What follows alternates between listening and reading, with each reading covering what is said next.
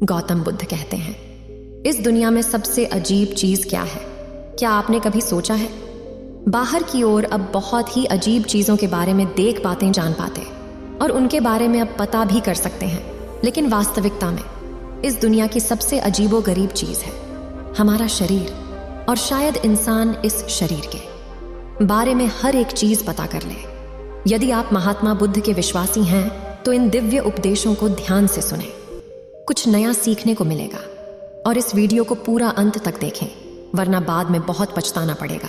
हर एक चीज जान भी लें, लेकिन हमारे शरीर में एक ऐसी चीज है जिसके बारे में जान पाना नामुमकिन है, और वो है हमारा मन, जिसे समझना बहुत मुश्किल है। हम अपने जीवन में हर चीजों से छुटकारा पाना चाहते हैं और हम तरह तरह के उपाय करके, तरह तरह की योजनाएं बनाकर इन मुसीबतों, इन तकलीफों से छुटकारा पा सकते हैं। लेकिन हम अपने मन से कभी छुटकारा नहीं पा सकते, क्योंकि आप हैं तो आपका मन है, और मन है तो आप हैं। यदि मन अच्छा है तो आप भी अच्छे हैं, यदि मन बुरा है तो आप भी बुरे हैं। एक आम मनुष्य का मन हर रोज बदलता रहता है। इसके बदलने का कारण समय नहीं, परिस्थितियां नहीं, चिंताएं नहीं होती, बल्कि उसे बदलने वाले होते हैं वो लोग जिनसे वो मिलता है, जिनसे वो बातें करता है, जिनकी बातें देखता, सुनता और समझता है। वही लोग उसके मन को प्रभावित करते हैं। उनकी बातें ही उसके मन को प्रभावित करती हैं, जिस कारण उसका मन बदलता रहता है। आपने देखा होगा, जब आप किसी नकारात्मक विचार, नकारात्मक सोच वाले लोगों के साथ रहते हैं तो आपका मन भी नकारात्मक होने लगता है। वहीं पर यदि आप सकारात्मक लोग, सकारात्मक सोच वाले इंसानों के साथ रहते तो आपकी सोच, आपकी समझ, सब कुछ सकारात्मक होने लगती है। लेकिन एक सिद्ध पुरुष, एक बुद्धत्व प्राप्त मनुष्य का मन बाहर के कारणों से नहीं बदलता। जो मनुष्य बुद्धत्व को प्राप्त कर चुका है, उनका मन बाहर के कारणों को ही बदल देता है। एक आम आदमी का मन और एक बुद्धत्व प्राप्त आदमी का मन एक ही होता है। उनमें केवल स्थिति और प्रकृति का अंतर है। जहां पर एक आम आदमी का मन उसका निर्माण करता है, अर्थात जहां आपका निर्माण आपका मन करता है, वहीं पर बुद्ध स्वयं अपने मन का निर्माण करते हैं। चलिए इसे एक छोटी सी कहानी के माध्यम से समझते हैं। आज की जो कहानी मैं आपको सुनाने जा रहा हूं, इस कहानी के माध्यम से आप समझ पाएंगे कि किस तरह से मन आपका निर्माण करता है और किस तरह से आप अपने मन का निर्माण कर सकते हैं और अपने लक्ष्यों की प्राप्ति कर सकते हैं। एक समय की बात है जब महात्मा बुद्ध बालिका पर्वत पर रह रहे थे। तभी वहां महात्मा बुद्ध का एक शिष्य उनके पास आया और वह महात्मा बुद्ध को प्रणाम करके कहता है, हे बुद्ध, मैंने सभी प्रकार से अपने मन को अपने नियंत्रण में कर लिया है, उसे अपने वश में कर लिया है। अब मेरा मन मुझे भटका नहीं सकता। अब मुझे मन की ओर से कोई अनुभूति नहीं होती और ना ही अब मैं अपने मन के अधीन रहा हूं। मेरा मन पूरी तरह से मेरे नियंत्रण में है। जैसा मैं चाहता हूं, जैसा मैं सोचना चाहता हूं, जिस तरह से मैं कार्य करना चाहता हूं, मेरा मन उसमें मेरा पूरा साथ देता है। मैंने सब कुछ त्याग कर दिया है, मैंने सब कुछ छोड़ दिया है और अब मैं परम सत्य को पाने के लिए पूर्ण रूप से तैयार हूं। हे बुद्ध, बताइए मैं परम सत्य को कैसे प्राप्त कर सकता हूं? तब मुझे कहां मिलेगा? महात्मा बुद्ध अपने शिष्य की ये बात सुनकर मुस्कुराने लगे और उस शिष्य से कहते हैं, भंते, तुमने क्या छोड़ा है? तुमने किस चीज का क्या किया है? तब युवा शिष्य महात्मा बुद्ध से कहता है, हे बुद्ध, मैंने अपना परिवार छोड़ दिया है, जहां मेरे माता पिता, मेरी पत्नी और मेरे बच्चे भी थे। जब मैं यहाँ पर आया था तो मुझे मेरे परिवार की बहुत याद आती थी। मेरा मन कहता था कि मैं वापस उन्हीं के पास लौट जाऊं। मेरा मन यहाँ पर नहीं लगता था, लेकिन देखते ही देखते मैंने अपने मन को अपने वश में कर लिया है। अब मैंने इसको अपने नियंत्रण में कर लिया है। अब ना तो मुझे अपने परिवार की याद आती है और ना ही मैं उनकी यादों को लेकर बेचैन रहता हूँ, और तो और मुझे अपने घर के उस स्वादिष्ट पकवान की भी याद नहीं आती जो मैं अपने संसारी जीवन में खाया करता था। और अब जो कुछ भी मुझे मिल जाए मैं वही भोजन ग्रहण कर लेता हूँ और उसी में मुझे आनंद आता है। मैं उसी में संतुष्ट हो जाता हूँ। पहले मेरे कंभोग में आसक्ति थी, लेकिन अब मेरी इच्छा इस तरफ बिल्कुल भी नहीं है। मेरे अंदर अब किसी प्रकार का कोई लालच नहीं है, कोई देवेश नहीं है, कोई ईर्ष्या नहीं है। मेरा मन बहुत शांत है, स्थिर है, और ना ही अब मेरे मन में कोई इच्छा है, ना ही कोई लालसा है। अब मेरे मन में केवल मैं ही हूँ। मैं महात्मा बुद्ध ने अपने शिष्य की सारी बात ध्यानपूर्वक सुनी और इसके बाद वो अपने शिष्य से कहते हैं, बंदे ठीक है, जो कुछ भी तुम कह रहे हो वो सब सही है, इसलिए तुम कल मेरे साथ भिक्षाटन के लिए चलोगे। शिष्य से महात्मा बुद्ध के मुंह से यह सुनकर बहुत प्रसन्न हुआ और उसने कहा, जैसा आप कहें। अगले दिन सुबह सुबह महात्मा बुद्ध और शिष्य दोनों भिक्षाटन के लिए आश्रम से निकल पड़े। जब महात्मा बुद्ध और वो शिष्य भिक्षाटन के लिए एक गांव की तरफ जा रहे थे, तभी रास्ते में एक बहुत ही मनोरम उद्यान पड़ा। वहां बहुत असीम शांति थी, चारों तरफ हरियाली थी, मध्यम हवाएं बह रही थीं, हर तरफ मानो खुशियां बिखेर दी गई हो। ये सब देखकर शिष्य मंत्र मुग्ध हो गया और वह मन ही मन यह सोचने लगा, यदि मैं यहाँ पर आकर ध्यान करूंगा तो मैं परम सत्य तक अवश्य ही पहुंच जाऊंगा। परम सत्य मुझे जल्द ही मिल जाएगा। और अब यही विचार उसके मन में बार बार आने लगा। वो बार बार उसी उद्यान के बारे में सोचता, वहां की शांति, वहां की हरियाली, उन हवाओं के बारे में, उस भीनी खुशबू के बारे में जो वहां की हवा में थी। उसके मन में वहां जाने की तीव्र इच्छा उत्पन्न होने लगी, लेकिन उसने जैसे तैसे खुद को संभाला और महात्मा बुद्ध और शिष्य दूसरे गांव में जाकर भिक्षा मांगकर वापस आश्रम लौट आए। लेकिन अब उस शिष्य के मन में उस उद्यान में जाने की तीव्र इच्छा जाग उठी थी और वो इच्छा समय के साथ और भी अधिक प्रबल होती जा रही थी। उसे अब रहा नहीं जा रहा था। वो कैसे भी उस मनोरम उद्यान में जाना चाहता था। अब उससे रहा नहीं जा रहा था। वह तुरंत ही महात्मा बुद्ध के पास गया। उन्हें सादर प्रणाम करके वो कहता है, हे गुरुवर। वह उद्यान बहुत सुंदर था और वहां पर जो शांति थी, जो हरियाली थी, जो भीनी भीनी खुशबू हवा में बह रही थी, उससे मेरा मन और भी शांत हो गया था। यदि मैं वहां पर जाकर ध्यान करता हूं तो मेरा ध्यान अवश्य ही सफल होगा और मैं बहुत ही जल्द सत्य की प्राप्ति कर पाऊंगा। मैं बहुत जल्द बुद्धत्व को प्राप्त कर सकूंगा। उस समय महात्मा बुद्ध और उनके उस शिष्य के अलावा आश्रम में और कोई नहीं था। महात्मा बुद्ध ने अपने शिष्य से कहा, ठीक है, तुम चले जाना, लेकिन अभी कुछ देर के बाद जब कोई दूसरा भिक्षु यहाँ पर आ जाए तो तुम यहाँ से जा सकते हो। तब तक के लिए यहीं पर रुक जाओ। जैसे ही कोई भिक्षु आएगा तुम यहाँ से चले जाना। लेकिन उस शिष्य का मन पूरी तरह से मंत्र मुग्ध हो चुका था।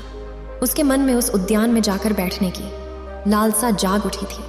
वो अपनी इस इच्छा को पूरी करना चाहता था और इसी तीव्र इच्छा के कारण उसका मन यह मानने के लिए तैयार नहीं था और वह किसी के आने का इंतजार नहीं करना चाहता था। उसका मन वहां जाने के लिए बेचैन हो रहा था और वह अपने आप को रोक नहीं पा रहा था। इसलिए उसने महात्मा बुद्ध से एक बार फिर से प्रार्थना की और कहा, हे बुद्ध, मुझे वहां जाने की आज्ञा दें। तभी महात्मा बुद्ध ने उसे एक बार फिर समझाने का प्रयास किया। उन्होंने कहा, मैंने तुम्हें पहले ही कहा है, कुछ देर प्रतीक्षा कर लो। जैसे ही कोई भिक्षु आएगा तो यहां से चले जाना। लेकिन वह शिष्य, उसका मन तो उस उद्यान में जाने के लिए मचल रहा था। वह इच्छा उसको चैन से बैठने नहीं दे रही थी। वह किसी भी हालत में अपनी उस तीव्र इच्छा की पूर्ति करना चाहता था। इसलिए बार बार वो महात्मा बुद्ध से केवल यह ही निवेदन कर रहा था कि बुद्ध उसे उस उद्यान में जाने दे। और आखिरकार महात्मा बुद्ध उसकी बात मान जाते हैं और उसे उस उद्यान में जाने की अनुमति दे देते हैं। जैसे ही महात्मा बुद्ध ने उसे उस उद्यान में जाने की आज्ञा दी तो खुशी से झूम उठा, क्योंकि उसकी इच्छा पूरी हो चुकी थी। वह तुरंत ही दौड़ा दौड़ा उस वाटिका में पहुंचा। उसने अपना आसन बिछाए और ध्यान करने लगा। लेकिन अब उसका मन भटक रहा था, वह उसे भड़का रहा था। उसने कई देर तक प्रयास किया। काफी समय बीत चुका था, लेकिन वह अपने मन को केंद्रित नहीं कर पा रहा था, जिस कारण उसका मन ध्यान साधना में नहीं लग पाया। सुबह से शाम हो चुकी थी, लेकिन अब तक वह ध्यान करने में सफल नहीं हो पाया। और अब शिष्य का मन भी बहुत बेचैन था। वह समझ नहीं पा रहा था कि आखिर ये सब क्या हो रहा है। मैंने तो अपने मन को पूरी तरह से नियंत्रण में कर लिया था। मेरा मन तो मेरे वश में था। जैसा मैं चाहता था ये बिल्कुल वैसा ही कर रहा था। तो आज मैं ध्यान क्यों नहीं कर पा रहा? उसे अपने इस प्रश्न का उत्तर चाहिए था, जिस कारण शिष्य वापस महात्मा बुद्ध के पास पहुंचा। वह महात्मा बुद्ध के सामने उपस्थित हुए और उन्हें प्रणाम करके वो महात्मा बुद्ध से कहता है, हे बुद्ध, आज बहुत अजीब बात हुई। जो मन पूरी तरह से मेरे नियंत्रण में था जिस पर मैंने अपना वश कर लिया था, आज वही मन मुझे भटका रहा था। मैंने कई बार ध्यान करने की कोशिश की, कई बार अपने मन को केंद्रित करने की कोशिश की, लेकिन मेरा मन मेरे काबू में आ ही नहीं रहा था। तो मुझे यहाँ वहाँ की बातें दिखा रहा था, मुझे पुरानी यादें दिखा रहा था, वह मुझे भटकाने में लगा हुआ था। फिर भी मैंने हिम्मत नहीं हारी। मैंने सुबह से लेकर शाम तक इसे अपने वश में करने का पूरा प्रयास किया, लेकिन फिर भी मैं इस पर काबू नहीं पा सका, जबकि मैं वहाँ ध्यान करने ही गया था। लेकिन फिर भी ऐसा क्यों हुआ? तभी महात्मा बुद्ध अपने शिष्य को समझाते हुए कहते हैं, भंते, अगर कोई व्यक्ति झूठ बोलता है, चोरी करता है, पाप करता हो, और अगर उस व्यक्ति की आंखों पर पट्टी बांध दी जाए तो उसके हाथ पैर बांधकर उसे एक कारागृह में डाल दिया जाए, तब क्या ऐसा व्यक्ति सत्यवान और ईमानदार हो सकेगा? क्या वो झूठ बोलना बंद कर देगा? क्या वह दानी बन जाएगा? इस पर वह शिष्य से कहता है, हे बुद्ध, ऐसा कैसे हो सकता है? यदि वो व्यक्ति झूठ बोलता है, वो पापी है, चोरी करता है, लोगों को धोखा देने में उसे मजा आता है, और यदि उसके हाथ पैर बांधकर, उसकी आंखों पर पट्टी बांधकर उसे किसी कारागृह में डाल दिया जाए तो वह और भी कठोर हो जाएगा, और जब वो वहां से बाहर निकलेगा तो और लोगों को परेशान करेगा। ऐसा व्यक्ति भला कैसे ईमानदार और सच्चा हो सकता है? और ऐसा व्यक्ति कभी कोई दान नहीं कर सकता, वह तो वही रहेगा जो पहले था। तभी महात्मा बुद्ध मुस्कुराने लगे और अपने शिष्य से एक बार फिर कहते हैं, मान लो अगर कारागृह का द्वार खुला हो और पहरेदार सोया हो, तो क्या ऐसा व्यक्ति कारागृह से भागने का प्रयास नहीं करेगा?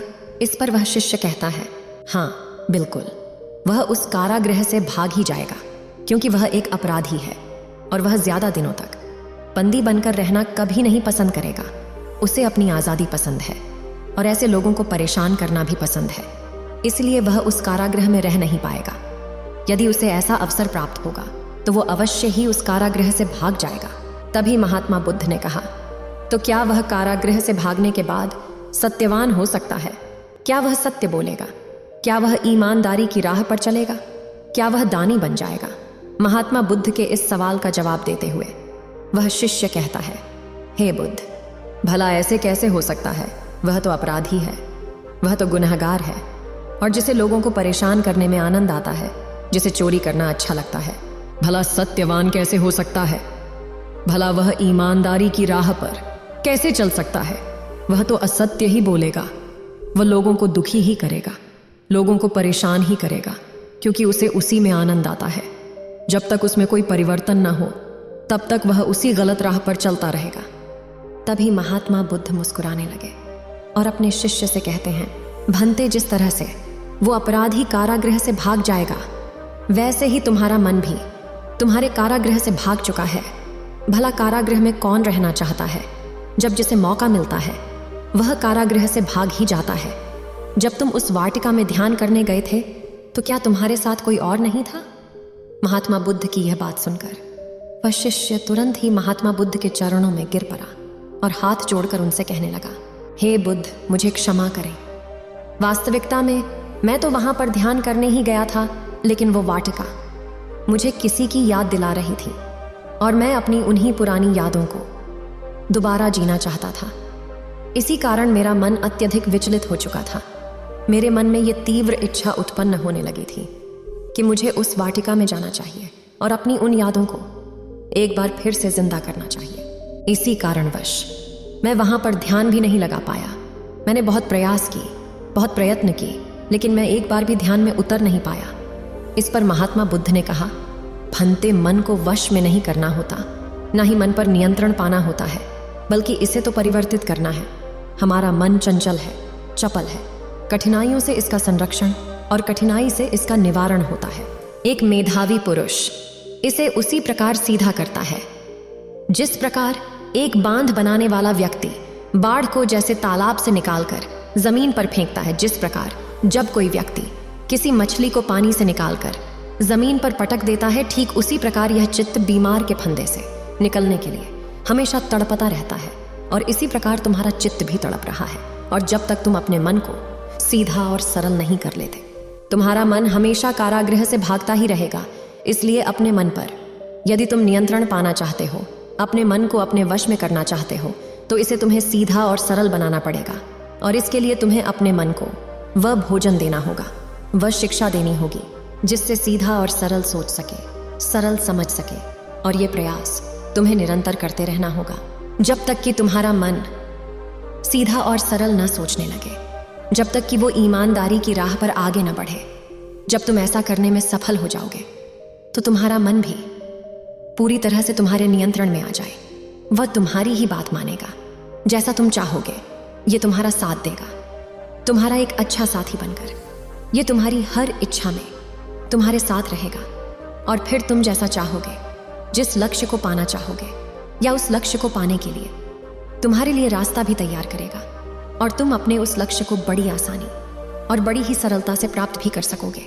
इतना कहकर महात्मा बुद्ध शांत हो गए और जब वो शिष्य से कहता है, हे बुद्ध, आपने मेरी आंखें खोल दी। मैं तो अपने मन को अपने वश में करने चला था, लेकिन मैं ये भूल चुका था किसे वश में न करके इसे परिवर्तित करना होगा। बुरे विचारों की जगह पर हमें इसमें अच्छे विचार भरने होंगे, बुरी आदतों की जगह पर हम इसे अच्छी आदतों से बदलना होगा। तब जाकर ये कहीं सीधा और सरल सोचेगा, समझेगा और ईमानदारी की राह पर आगे बढ़ेगा या सत्यवान बन जाएगा और ये दान भी करेगा। उम्मीद है आप सभी को यह वीडियो अच्छी लगी होगी। अगर आप बुद्ध के सच्चे विश्वासी हैं तो चैनल को सब्सक्राइब और वीडियो को लाइक करके कमेंट में नमो बुद्धा लिख दीजिए।